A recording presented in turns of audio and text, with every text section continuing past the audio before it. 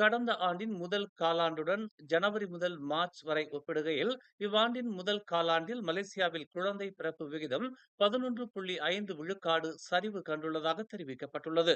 2024ஆம் ஆண்டின் முதல் காலாண்டில் 1,05,613 இருந்த மகப்பேறு இவ்வாண்டின் முதல் காலாண்டில் 93,500 குறைந்துள்ளது என்று மலேசிய புள்ளி விவரத்துறை தெரிவித்துள்ளது. முடிவடைந்த முதல் காலாண்டில் பெண் குழந்தைகளை விட ஆண் குழந்தைகள் அதிகம் பிறந்துள்ளதாக தெரிவிக்கப்பட்டுள்ளது. ஆண் குழந்தைகளின் எண்ணிக்கை 48,124ஆகவும், பெண் குழந்தைகளின் எண்ணிக்கை 45,376ஆகவும் இருந்தன என்று தலைமை புள்ளியியல் நிபுணரான டாக்டர் முகமது உசீர் மகிடின் தெரிவித்துள்ளார். இதனிடையே சீனர்கள் மற்றும் இந்தியர்களிடையே குழந்தை பிறப்பு விகிதம் குறைந்துள்ளது.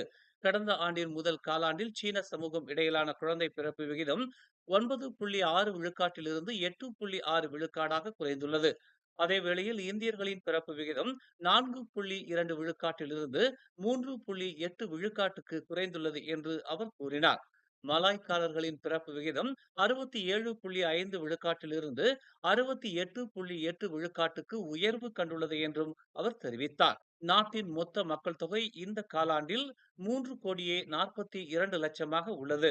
கடந்த ஆண்டின் காலாண்டில் அது 3,39,00,000 இருந்தது. மேலும் செய்திகளை தெரிந்து கொள்ள தமிழ் மலர் நாளிதழை பாருங்கள்.